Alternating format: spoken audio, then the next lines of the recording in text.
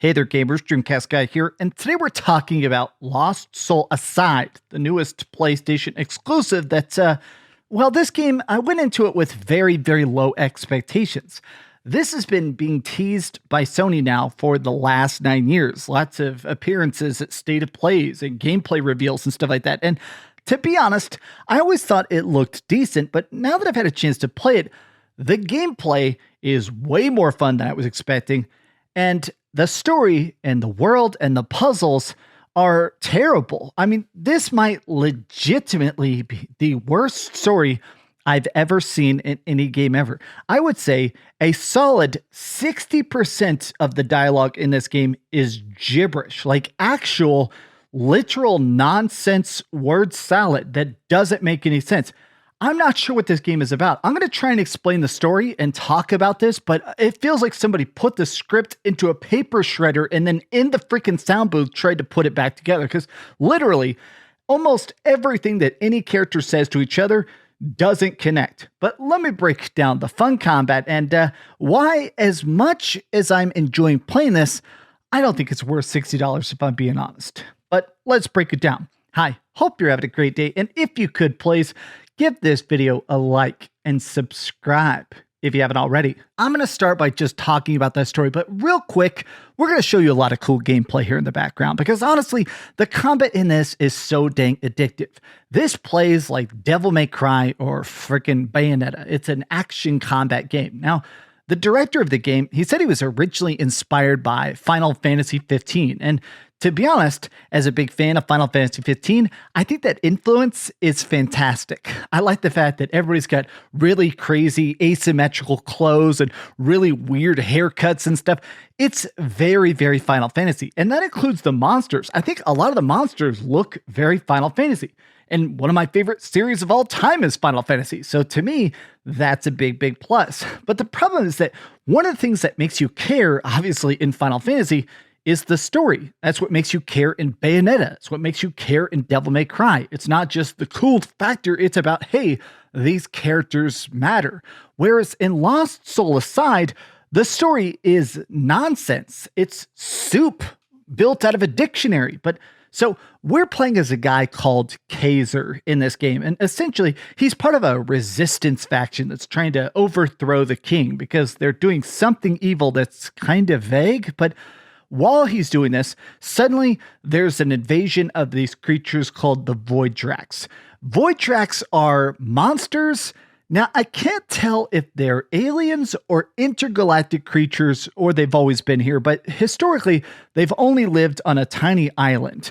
Well, somehow they're invading the mainland, so we start to fight back, and in order to get extra power, you accidentally unleash this dragon called Arena. Arena now is your spirit animal. He possesses you and he gives you the ability to have all of his magic and therefore fight back against the Voidrax. Now, sometimes he says that he's also a Voidrax. Sometimes he says he's not. Sometimes he says that Voidrax can think and feel, and sometimes they're just monsters. There's a lot in this game that's just incredibly inconsistent, and I gotta be honest, my number one thing about this game that just constantly annoyed the heck out of me is how much of it feels very, very incomplete. I would say a solid 60% of all the dialogue literally is frustratingly, backhandedly confusing. I mean, literally, so much of the dialogue does not connect. I wrote an entire page of sentences that aren't just poorly translated, they don't make sense. There are so many times where you ask somebody a question directly, literally saying what are the limits of this power? And they just say, you smart. What does that mean? At one point, somebody said, oh man, thank you for breaking the mind control. So Kaser repeats back, yes, we broke your mind control. And then Arena says, we broke your mind control. He says the same sentence for a third time, and then he turns to Kaser and says, you are a wise person. All of this, there are a trillion lines in this game that literally don't make any sense. There was a fight where at one point I started a boss fight and the boss says, hope you dug your graves ready to be filled. Maybe that makes sense in Chinese with the original language and stuff, but in English, this game makes no sense. I gotta be honest, I don't really know what this is about. Everybody is thousands of years old. The kingdom doesn't make sense. Somebody said at one point in the game that there's only like 10,000 people on the planet, but they didn't explain why. I think there's literally one city in the whole game, and you just keep exploring all these blown out empty cities. And part of the weirdness of that is that I do think these environments look great. I do think these constant collapsed cities look so good, but when you find notes and stuff, you will find pieces of paper on the ground, and Arena will say, oh, I set that down 1,000 years ago. How does a paper last 1,000 years? And it's basically a grocery list.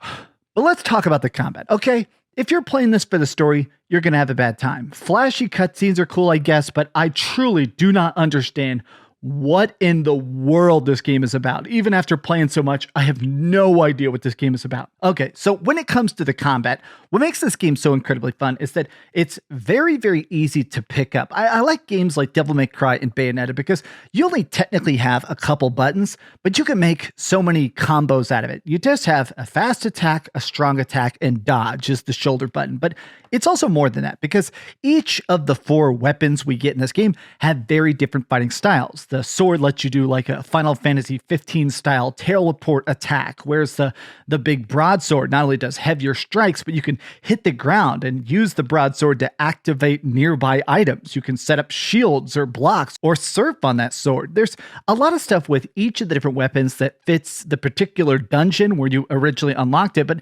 I also just like the fact that as you go through the talent tree, you unlock both passive and active abilities. You get, of course, just raw attack or more stagger, but you can also get stuff that actually changes your combos. You can make it where your heavy attack, heavy attack, heavy attack combo doesn't just do one thing. It'll actually swap out what that combo does entirely. And then you can just go in there and actually customize the different movesets. I think that's incredibly fun. It's nice that, honestly, all the weapons feel good. And honestly, just in general, the combat feels spectacular. I like the fact that I can so easily just hot swap between my 4 weapons and just chain combo stuff. And also the stagger system. Straight ripped from Final Fantasy, but I very, very much love it. So every enemy, they have some sort of shield to them. Typically, they basically take way, way less damage until you stagger them. You could still kill them, but a lot of times just by hitting them, especially if you hit their elemental weakness, you build up a stagger meter. And when they fall over, you can really, really wail out of them for 10 times damage or unleash a special attack, which for some reason is called sinking. Again, I don't know why, but if you sink them, that basically does extra damage on top. I like the fact that, honestly, every fight in this, it feels fun. There were a couple boss fights that I felt like were overly gimmicky. You're fighting a giant spirit dragon, and you got to smash off his fingers so he falls over. There's a little bit of stuff in there that I didn't like, but I would say a solid 90 to 95% of all the bosses, they're fun. Whether they're kicking your butt or being really easy to knock over, I think they're incredibly fun. I like the upgrades a lot. And part of that comes down to the fact that your character gets money. You get money, and by going to the store, there's this 10,000-year-old vendor who looks like a little kid who teleports after you. Whenever you see her, she's literally around every corner. So in the whole game, at any point, this magical, teleporting, ageless high school vendor, she's there, and you can talk to her and buy different little like upgrade shards. And you can equip these to your weapons to get better passives. This is the typical stuff. More crit, more elemental damage, more power up. And I like the fact that, honestly, it feels good to save up and buy a bunch of those shards and start stacking them up on your weapons. Just this game in general, I feel like it does a good job of increasing that power creep and making it where, as the enemies get stronger, you get exactly as strong as well. It just feels fun. But this does bring me to the downside, which is that, I'll be honest, the puzzles in this game are also really, really bad. I mean, a lot of times they're just not fun. The game autosaves constantly, so there were a couple freaking puzzles that actually had fail states where, sorry, you didn't ski down the slope properly, so you insta-die.